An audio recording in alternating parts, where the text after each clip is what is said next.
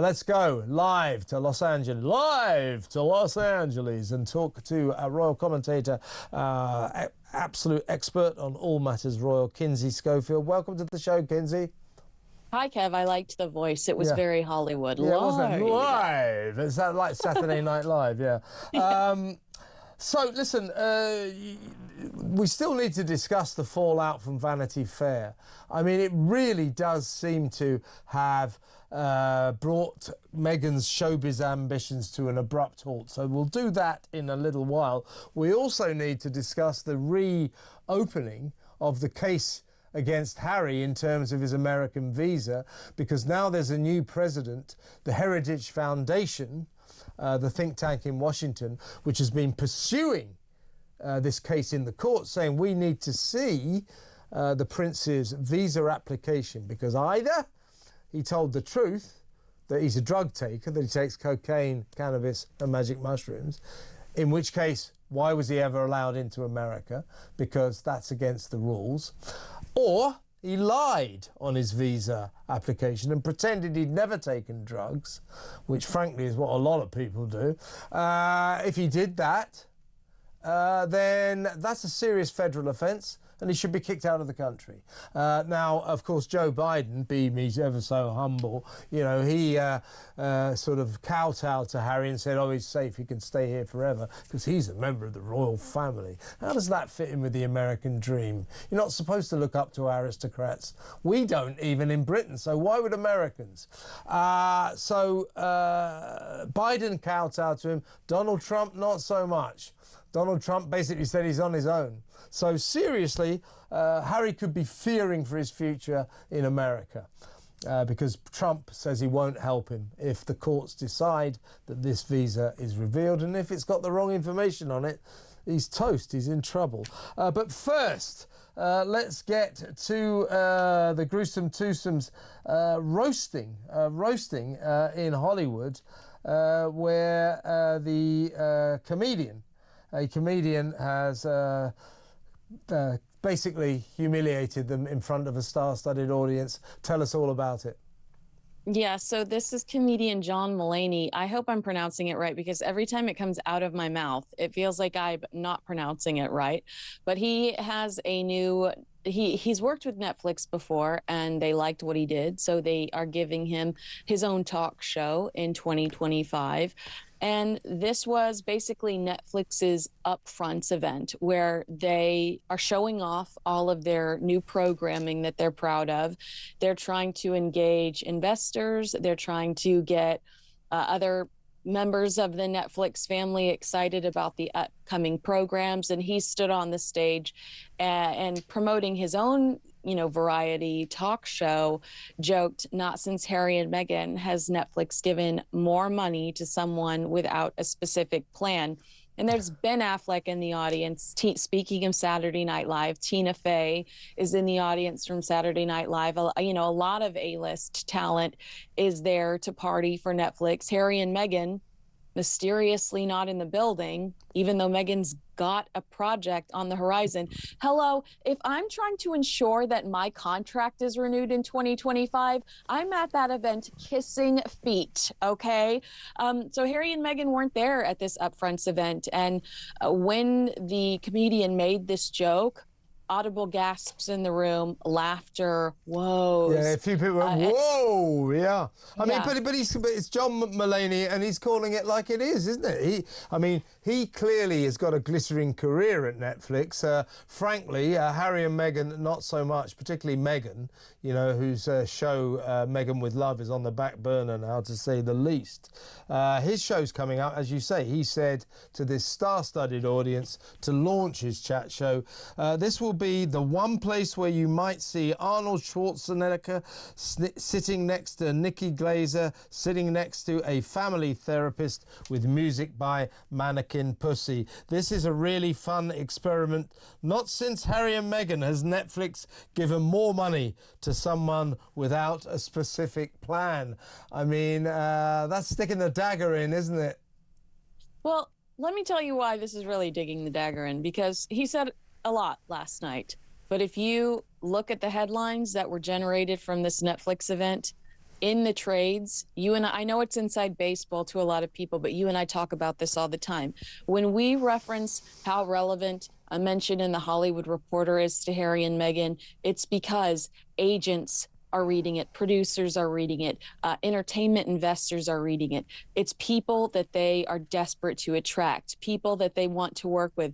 And when you look at media from the event that happened last night at Netflix, in Variety, who gave Meghan Markle a glossy cover right after the death of Queen Elizabeth II, The Hollywood Reporter, Deadline, all of these people, the quote that they pulled, their headlines are related to Harry and Meghan taking another punch.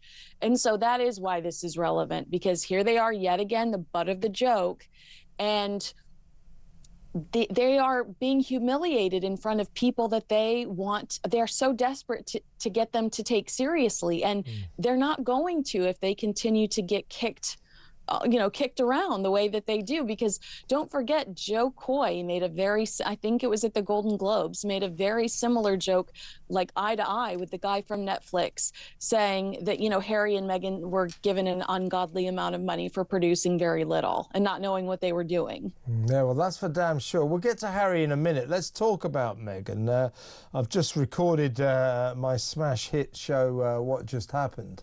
And, my usual sparring partner, the guy I have a punch up with every week, Simon London, who's a bit of a Harry and Meghan fan.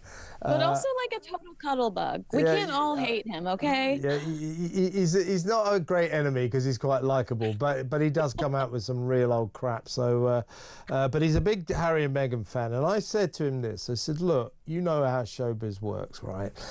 You can bob, you can weave, you can duck, you can dive, but in showbiz, but in the end, mud sticks, the poison sticks, and she's become toxic. Now, the reason she's toxic is everybody now believes she is the bullying boss from hell, and they don't like it. Now, to trace this back, she was first accused of being a bully to palace staff when she was a frontline royal here in Britain. Catherine. Yeah, she did, and she made Kate, the Princess of Wales, cry at one point, allegedly. Well, I think it's probably true. It was a row about a bridesmaid dress, wasn't it? And anyway, so that was all sort of denied. The Queen actually ordered an official external investigation, the results of which have never been revealed or published. Before they were published, the gruesome twosome hightailed it to Canada and then down to your neck of the woods, California, and the rest is history. So they arrived with that, the spectre of that hanging over them, that she was a bully to palace staff. Which she was able to say was a smear campaign because the British tabloids were racist and out to get. Exactly, racist smear campaign. So that was the denial there. She comes to America, Montecito. The Hollywood Reporter last September comes up with this massive investigation. I think it was 12 members of staff, 11 former members and one current member, calling her a tyrant in high heels, prone to 5 a.m. tantrums, who reduced grown men to tears. So that was, the very respected publication. People in Tinseltown going, hang on a minute, there's something wrong with this woman. They deny it. She denied, this was sort of... an article in Us Weekly magazine. Yeah, saying, oh, these are people with an axe to grind. They've got an angle, no, not true, not true, not true.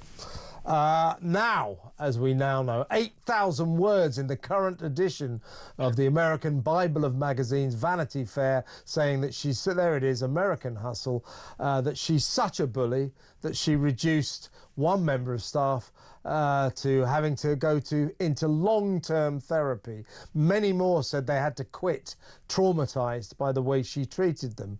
Now, this time, no denial, just Harry and Meghan are distressed. The point is, you can get away with it once. You might just be able to wriggle out of it twice. Third time, unlucky. Hollywood has now decided she is toxic, and I would suggest that's why Netflix have delayed her lifestyle show, Meghan with Love, until March the 4th. because of the bad publicity, and that's why Lemonada have delayed her podcast, the second series of that boring crap Archetypes, indefinitely, because they think, this is my view, they're corporations, they're cash conscious, they think she's unsellable amid this avalanche of dreadful publicity. She's all washed up in Tinseltown, isn't she? And Penguin Random House, apparently that 4-book deal that we heard about, I believe it was in 2021. What was the word that was used? Dissipated or dissolved? You know, Page 6 reporting that book deal is likely not to see any new content developed from it. So it's a postponed show. It's a potentially like you're suggesting potentially forever postponed podcast. And where's book number 2 of this 4-book deal that we heard about? And it wasn't actually The Hollywood Reporter. The Hollywood Reporter was a complete out of nowhere slap in the face, but remember it was The Wrap. That's right, the podcast, right? There was Puck, but there was the Puck podcast. But The Wrap is another industry site that said that there were issues behind the scenes, and that article didn't blow up. But when the Hollywood Reporter article came out, then everybody started to reference the Wrap article, going, okay, well, can she say going forward that this is a UK tabloid smear campaign when now 2 American industry outlets are reporting that she's difficult to deal with behind the scenes or collaborate with? Now, Vanity Fair, that is just a punch in the gut, because you've got 3 American outlets now and you have to read between the lines of the loss of the Spotify deal. You know, if you are a joy to work with, people figure it out. And they were happy to cut Harry and Meghan off after 12 episodes and a very bizarre Christmas special.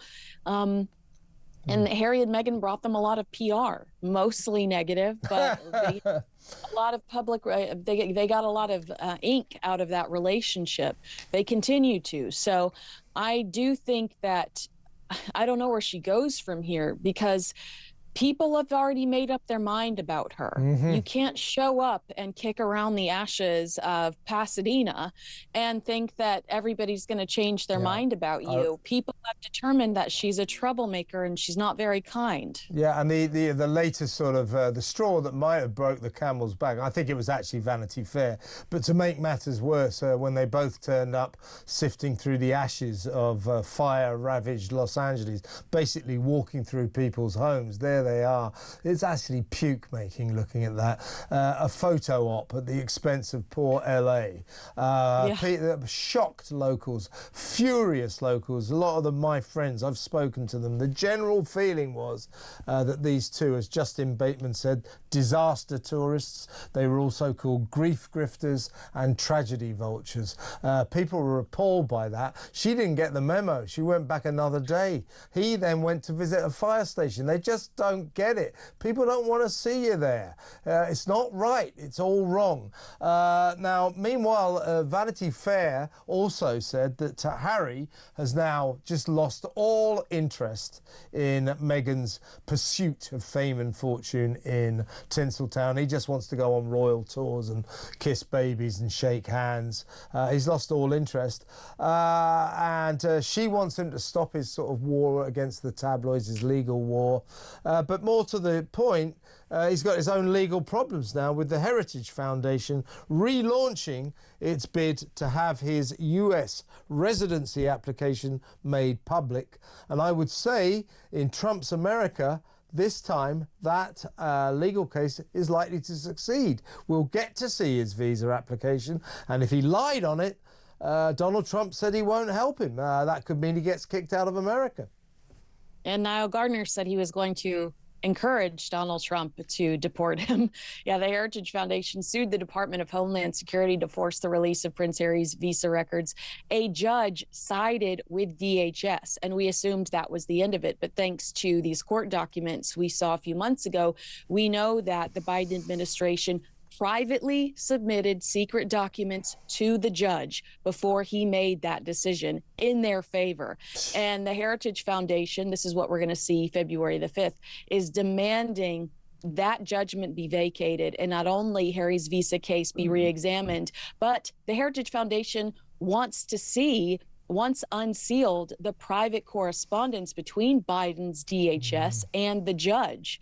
So the lawyers for the Heritage Foundation and the Department of Homeland Security have been ordered by the judge to meet at a federal court in Washington, D.C. next Wednesday. So plenty of content for us to talk about next week, I imagine. There always is, Kinsey. And let me tell you, you know, as someone who once did this, you know, let me tell you why a lot of British people head to your fine country, because they're sick to death of this kowtowing, forelock-touching class system that saturates this country, that we're supposed to look up to the ginger whinger just because he's a member of the royal family, just because he's an aristocrat. And the reason that people like me go to America is because that kind of class structure is un-American. You do not look up to people just because of who their parents are. And yet Joe Biden pursued that un-American course of action, giving the ginger whinger, just because he's a member of the royal family,